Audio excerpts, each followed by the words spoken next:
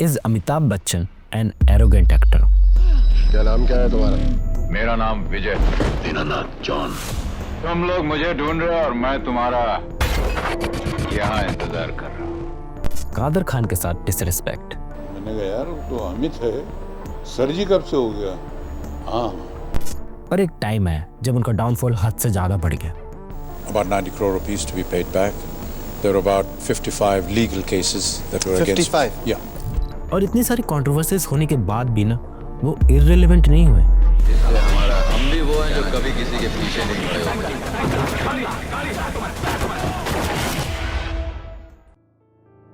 अमिताभ बच्चन का जन्म 1942 में इलाहाबाद में होता है। ना उस जगह का नाम चेंज हो गया, प्रयागराज हो चुका है।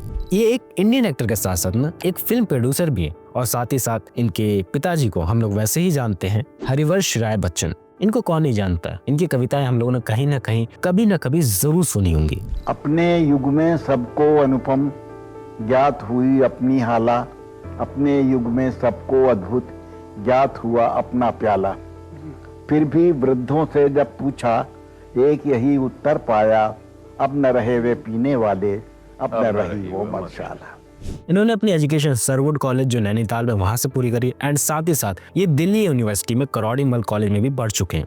अमिताभ बच्चन ने अपना फिल्म करियर 1969 में एज अ वॉइस नरेटर के रूप में शुरू किया इन मृणाल सेन्स भुवन शोम। इस शो से इनकी शुरुआत हुई एंड इसमें उन्होंने काम किया। इसी बंगाल के हैं भुवन सोम, 16 आने खड़े, बरसों बंगाल के बाहर रहने के बाद भी जिनका बंगालीपन नहीं गया। और नेक्स्ट इनकी मुलाकात होती है मोहम्मद सर से।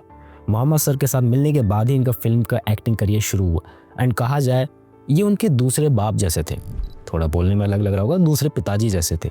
लाइक अगर मैं बात करूँ, तुम लोगों ने अगर रिच डैड और पुअर डैड सुनी होगी कहानी, सो उसमें रॉबर्ट कियोसाकी के 2 डैड्स होते हैं। मीन्स ऑफ इट के पहला बाप जिन्होंने उनको जन्म दिया था एंड दूसरा बाप जिन्होंने उन्हें कमाना सिखाया था। And that same scenario that's happen with Amitabh Bachchan. Like उनके एक हरीश राय बच्चन तो पिताजी थे ही, लेकिन साथ में जिन्होंने उन्हें कमाना सिखाया, कैसे काम करा जाता है, कैसे पैसा कमाया जाता है, वो मोहम्मद सर ने ही सिखाया। एंड एज अ बेटे के रूप में मोहम्मद सर ने उन्हें पाला पोसा एंड चीज़ें करना सिखाया। जिस आदमी को सक्सेस मिले उसके 2 बाप हो जाते हैं। एक बाप वो जो पैदा करता है और एक बाप वो जो पैसा कमाना सिखाता है। तो पैदा करने वाला बाप तो बच्चन साहब हैं ही, और मैं एक बाप बैठा हूँ जिसने कमाना सिखाया।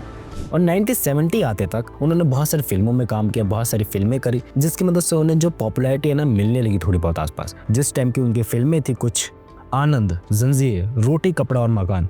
अमिताभ बच्चन ने ना उस टाइम पे बहुत ज़्यादा सीरियस रोल करे एंड उस टाइम पे ना वो बहुत कड़क रोल निभाते थे। तो उस टाइम पे लोगों ने उन्हें प्यार से बुलाना चालू कर दिया, एंग्री यंग मैन। एंड वहीं से उनकी पहचान बननी चालू हो गई कि लोग भाई पसंद कर रहे हैं, तभी तो नाम रख रहे हैं उनका।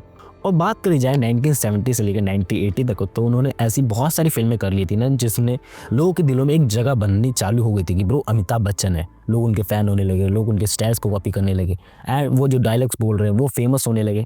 रिश्ते में तो हम तुम्हारे बाप होते हैं, नाम है शहंशाह। एंड कुछ ऐसी पॉपुलर फिल्में उस टाइम पे निकली ना जो लोगों के दिल और दिमाग में छा गई। जैसे अगर बात करी जाए दीवार की, शोले की, कभी कभी, अमर अकबर एंथनी। लेकिन अगर बात करी जाए ना इसी टाइम से उनका डाउनफॉल भी बैक एंड में चालू हो गया था। लाइक उसी टाइम से लोगों ने क्रिटिसाइज करने लगे थे, उसी टाइम से बहुत सारी दिक्कतें होना चालू हो गई थी उनकी टाइप के साथ एंड वो ग्रेजुअली अपग्रेड होती रही दिक्कतें। एंड सबसे पहले दिक्कत आती है जब नसरुद्दीन शाह उनकी फिल्म शोले को ना लाइक मैं कहूँ उतने अच्छी शब्द नहीं बोल पाते एंड मैं कहूँ कुछ तो हुआ था। लो ब्रो तुम खुद देख लो, खुद जज करो।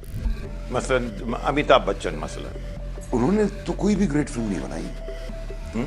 शोले को मैं ग्रेट फिल्म नहीं मानता यार, बड़े मजेदार फिल्म। हाँ मजेदार जरूर है, ग्रेट फिल्म किसी भी एंगल से वो नहीं है। मजेदार फिल्म तो थीफ ऑफ बगदाद भी थी दारा सिंह की। You don't consider Amitabh a great actor? I do,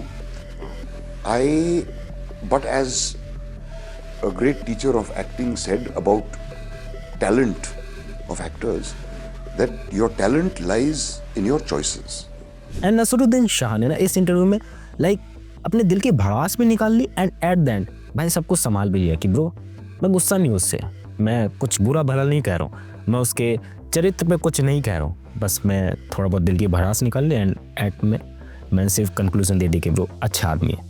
next उनकी दिक्कत होती है 1982 में जब वो कुली फिल्म की शूटिंग कर रहे होते एंड उन्हें लाइक बहुत सीरियस इंजरी हो जाती है एंड उस टाइम पे इतनी ज़्यादा सीरियस इंजरी होने के कारण उन्हें ब्लड डोनेशन की ज़रूरत पड़ी थी एंड उनको जब ब्लड चढ़ाया गया तब किसी दूसरे व्यक्ति के ब्लड चढ़ाने के कारण हेपेटाइटिस बी वायरस भी उनको ट्रांसफर हो गया एंड इसकी वजह से उनकी जो लीवर था वो 75% से ज़्यादा खराब हो चुका था।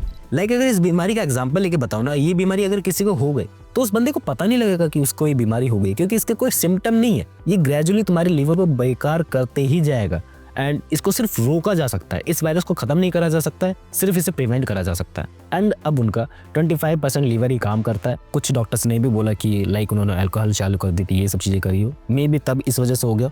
बट कुछ डॉक्टर्स का ये भी कहना है ना कि वो सीरियसली इस बीमारी की वजह से ही उनको ये दिक्कतें हुई है, तभी उनका लीवर नहीं काम कर रहा। एंड ये बीमारी बिना अल्कोहल पिए भी हो सकती है, ये कुछ डॉक्टर्स का ये भी कहना था। और अगर इस बीमारी को शुरू में नहीं पकड़ा गया होता ना, तो मैं कहूँ लीवर पूरी तरीके से बेकार भी हो सकता था। एंड उसी टाइम पे इसको रोक दिया गया तो 75% लीवर तो खराब हो गया, लेकिन 25% लीवर अभी भी अमिताभ बच्चन का चल रहा है। और मैंने तुम्हें शुरू में भी अभी एक स्टोरी बताई थी मोहम्मद सर जी की। उस टाइम पे मोहम्मद सर जी की तबीयत खराब थी एंड साथ ही साथ अमिताभ बच्चन के पापा की भी तबीयत खराब थी एंड उस वजह से वो हॉस्पिटल में थे, उस वजह से इलाज वगैरह चल रहा था एंड दोनों का इलाज सेम ही हॉस्पिटल में चल रहा था।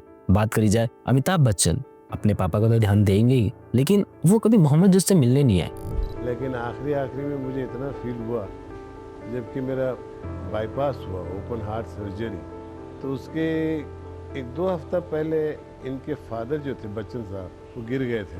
तो मैं उन्हें देखने के लिए अमित के घर गया और उसके 1 हफ्ते बाद में मेरा बाईपास हुआ तो अमित अपने वालिद को लेके वहाँ आए ब्रिज कैंडी, जहाँ मेरा बाईपास हुआ था। लेकिन अमित ने वहाँ ये दिखा दिया कि असली बाप असली होता है और नकली बाप नकली होता है। पैसा सिखाने वाला बाप क्या है। उनको कुछ सहानुभूति देनी नहीं है उस टाइम पे भी। जिन्होंने बताया कि ब्रो कैसे कमाना, क्या करना है। मैं मान रहा हूँ कि ब्रो पापा के पास रहना ज़रूरी था, बट जिन्होंने इतना सब कुछ करा उनके पास 5 मिनट जाके बैठ सकते थे, आई थिंक सो। और मे भी कुछ उनकी अंदरूनी दिक्कतें रही हो, इस वजह से वो नहीं जाके मिल पाए। लेकिन इस बात का मोहम्मद जी को बहुत ज़्यादा बुरा लगा and at the last moment पे वो बहुत ज़्यादा दुखी थे, क्योंकि उन्होंने अपनी ओपन हार्ट सर्जरी कराई थी उस टाइम पे। मुझे हॉस्पिटल में विश भी नहीं किया, मुझसे मिलने भी नहीं आया, एक गेट वेल सून का कार्ड भी नहीं भेजा, एक छोटा सा फूल भी नहीं भेजा, ये जानते हुए कि भाईजान भी इसी हॉस्पिटल में है। एंड मैं नेक्स्ट दिक्कत कहूँ जो अमिताभ बच्चन के साथ हुई, जब उन्होंने पॉलिटिकल पार्टी ज्वाइन करी। पॉलिटिकल पार्टी ज्वाइन करने के बाद ये होता है ना कि ब्रो पावर हाथ में आ जाती है, तुम एमपी बन जाते हो या फिर कुछ और नेता वगैरह बन जाते हो, तो तुम ना मेन काम से अपने भटक जाते हो, ब्रो तुम्हें मेन काम भी कोई करना था। एंड उसकी वजह से उनको फिल्में मिलना कम हो गई एंड उन्होंने फिल्मों में काम करना बंद हो गया। एंड इस वजह से मैं कहूँ पैसे कमाने की जो राह थी ना वो कम होने लगी एंड साथ ही साथ वो पॉलिटिक्स में भी कुछ उखाड़ नहीं रहे थे, क्योंकि ब्रो वो एक्टर ही बने हुए थे। अगर मैं कहूँ कोई बंदा किसी और काम के लिए बना है एंड वो कोई और काम कर रहा है, वो नहीं कर पाएगा क्योंकि अंदर से नहीं आएगा उसके वो।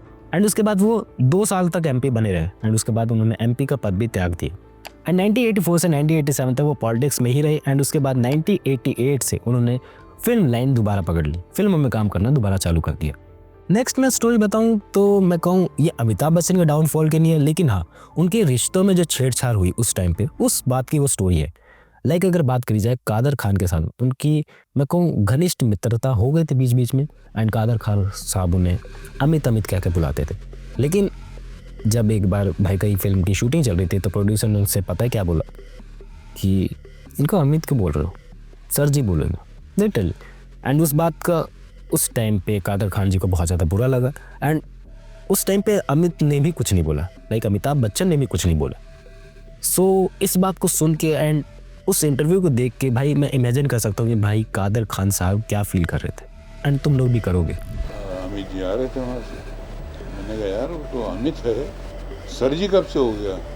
हाँ वी कॉल हिम सर जी, और सबने सर जी बोलना शुरू कर दिया था, तो मेरे मुंह से निकला नहीं सर जी, तो सर जी का न निकलना मैं निकल गया उस ग्रुप में से। क्या किसी कोई आदमी अपने दोस्त को, अपने भाई को किसी और नाम से पुकार सकता है? एंड उस टाइम पे अमिताभ बच्चन के साथ कादर खान साहब काम कर रहे थे तो उन्होंने आधी स्क्रिप्ट लिख के ही छोड़ दी एंड उसके आगे वो स्क्रिप्ट कंटिन्यू नहीं कर पाए। एंड गंगा जमुना सरस्वती मैंने आधी लिखी, आधी छोड़ दी।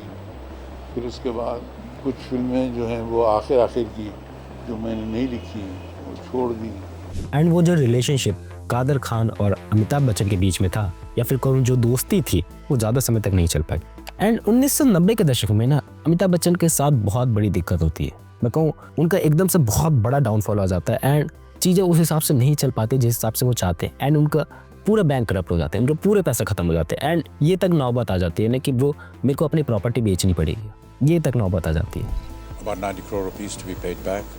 There were about 55 legal cases that were 55? against. Yeah. I left my education because my father was going through this really rough time financially. And उस टाइम उनकी जो कंपनी बैंकरप्ट हुई थी उसका नाम था Amitabh Bachchan corporation limited and उस time पे वो फिल्म प्रोड्यूसर के रूप में काम कर रहे थे। वो कंपनी भी वही सब काम करती थी और रोज़ लेनदार उनके घर पे आते थे, उनको दरवाज़ा खटखटाते थे कि ब्रो पैसे कब दे रहे हो एंड ये सब चीज़ें बहुत समय तक चलते रहे and at the end Amitabh Bachchan ने सोचा कि अब मुझे दोबारा फिल्मों में काम करना होगा, तभी मैं ये पैसे रिकवर कर पाऊँगा। देन वो अपने दोस्त यश चोपड़ा के पास जाते एंड बोलते कि अगर कोई एक्टिंग का रोल हो तो मुझे दे दे।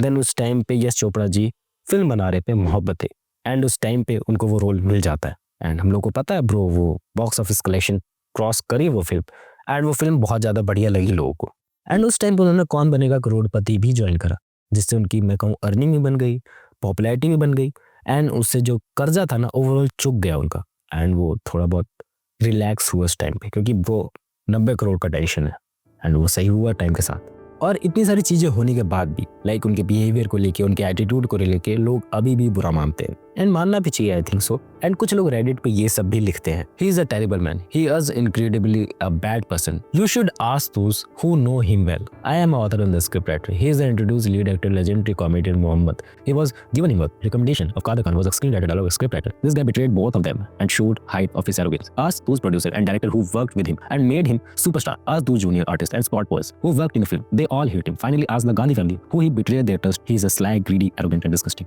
एंड तुम्हें ऐसे बहुत जगह पे स्टोरीज मिल जाएंगी लाइक कुछ जगह तो बात करी जाए अमिताभ बच्चन को बहुत ज़्यादा रिस्पेक्ट, बहुत ज़्यादा इज्जत और सम्मान दिया जाता है एक जगह पे, और एक जगह पे बात करी जाए उनको बहुत अच्छी नज़रों से नहीं देखा जाता है और उनको बहुत अच्छा नहीं समझा जाता है कहूँ तो। और my honest answer in this video कि भाई मैं क्या कंक्लूजन देना चाहूँगा कि भाई अमिताभ बच्चन ने ये सब चीज़ें करी, सो वो मेरे हिसाब से जो मुझे चीज़ें लगती है कि उस टाइम पे उनका बिहेवियर, उस टाइम पे उनकी जो चीज़ें थी, उस टाइम पे जो वो करना चाह रहे थे, बेकार से बेकार चीज़ें उन्होंने ट्राई आउट करी एंड बेकार से बेकार चीज़ें अपनी लाइफ में करी एंड साथ ही साथ डाउनफॉल भी सहने को मिला है कि ब्रो 90 करोड़ का लोन सर पे है, सो बहुत ज़्यादा वो परेशान भी रहे उस टाइम पे।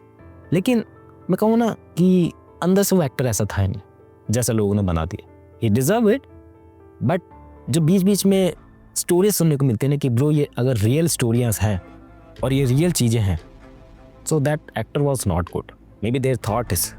और मैं बिल्कुल भी ये नहीं कह रहा हूँ कि ब्रो अमिताभ बच्चन ही गलत है, मैं उस टाइम पे उस थॉट्स को बुरा बोल रहा हूँ, समझ रहे हो बात को, उस टाइम पे उनके थॉट्स ये सब गलत थे।